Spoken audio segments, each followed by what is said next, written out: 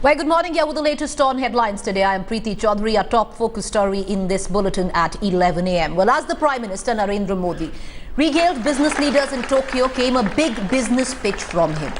He announced the creation of a special management team exclusively for Japan in the Prime Minister's office. Delivering his keynote address at the business luncheon hosted in Tokyo for him, Modi said a conducive atmosphere is required for business to flourish. Modi, while lauding the Japanese government for their warm reception, said that good governance is his top priority, assuring investors that he will better the business atmosphere that Japanese investors got in Gujarat.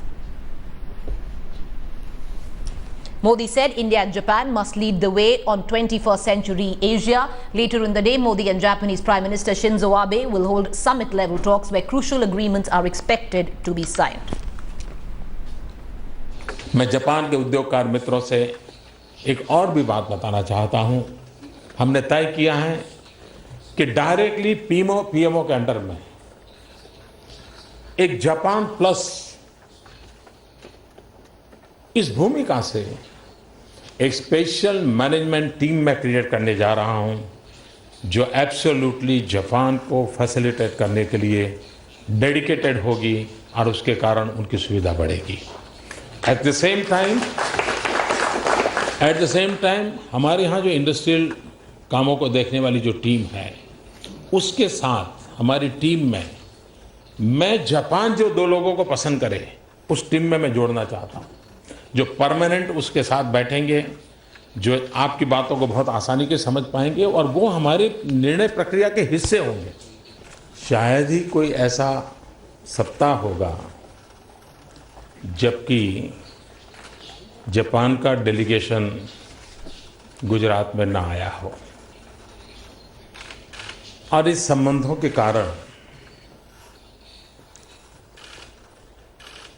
शासन में बैठे हुए लोगों का दृष्टिकोण कैसा होना चाहिए,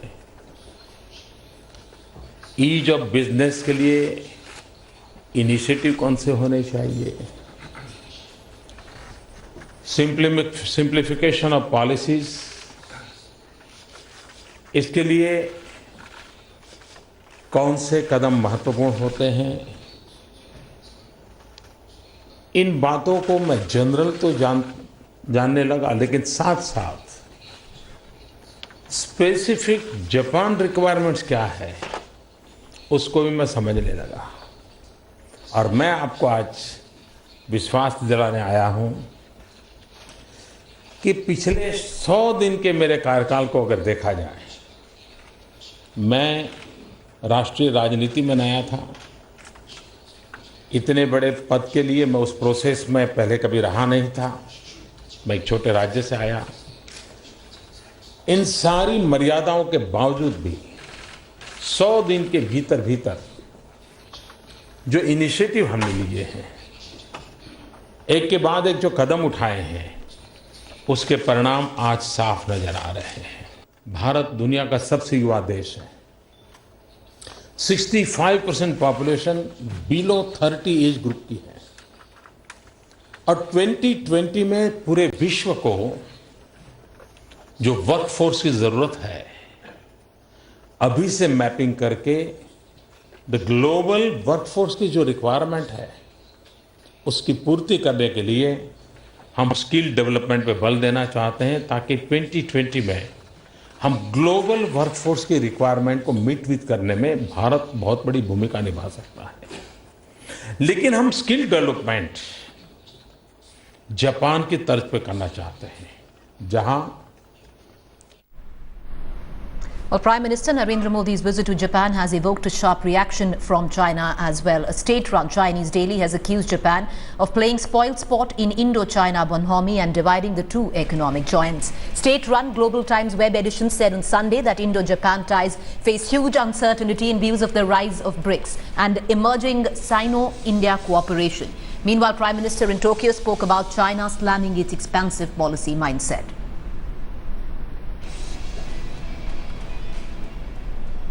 I'd like to cut across at this point of time. Our editor, Strategic Affairs, is in Japan, getting us the very latest. He's standing by live.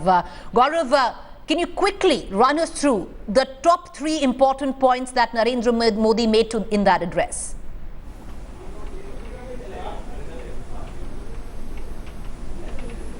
One, Prime Minister Narendra Modi said that there will be a special office that would be set up in the Prime Minister's office to facilitate Japanese investment in India. Two, he said as far as Japanese businessmen and industry is concerned, they should look at his past track record when he was Chief Minister of Gujarat and then realize that that's exactly what he intends to do as the Prime Minister of this country. Facilitate investment, facilitate ease of governance to ensure that there is transparent policy decision, there are transparent policies. And three, he did not directly refer to China, but the Prime Minister very categorically said if the 21st century has to be the century of Asia, then India and Japan have to move together peacefully, not for the benefit of a couple of industries either in India or in Japan, or for the benefit of these two nations, but for the benefit of Asia and the world. The point that you made about skill development, that is something which is extremely important. Here's the Prime Minister speaking as a global leader. In 2020, what will be the skills that are required by the world?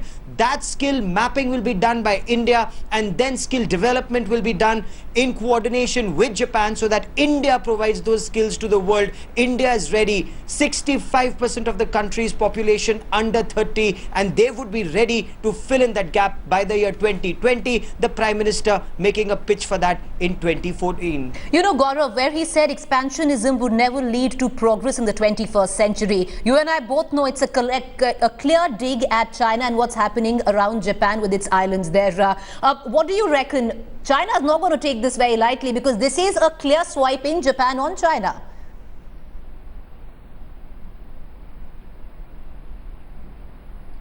Well, both for India and for Japan, it's a tightrope walk. India has a boundary dispute with China in Arunachal Pradesh and in Ladakh. He didn't refer to it, but he did say that that 18th century mindset, that expansionist mindset, versus the 21st century mindset of modernization, of development, of economic progress. This is the twin challenge that the world faces. He did not refer to China by name, but he also spoke of expansionist mentality in the seas, and that clearly could be inferred as Chinese incursions or Chinese expansionism in the South and East China Sea that Japan is very perturbed about. So yes, there is a reference to the situation, but no reference to China by name. As far as China is concerned, he's also receiving the Chinese president in India in a week from now. So for India, it's a tightrope walk. At the same time, when you talk about that economic story, it's India and Japan. That's exactly what the Prime Minister said. You know, talking about business, Gaurav, very quickly, India is also very keen on a civilian nuclear deal with Japan. What are you picking up on that front?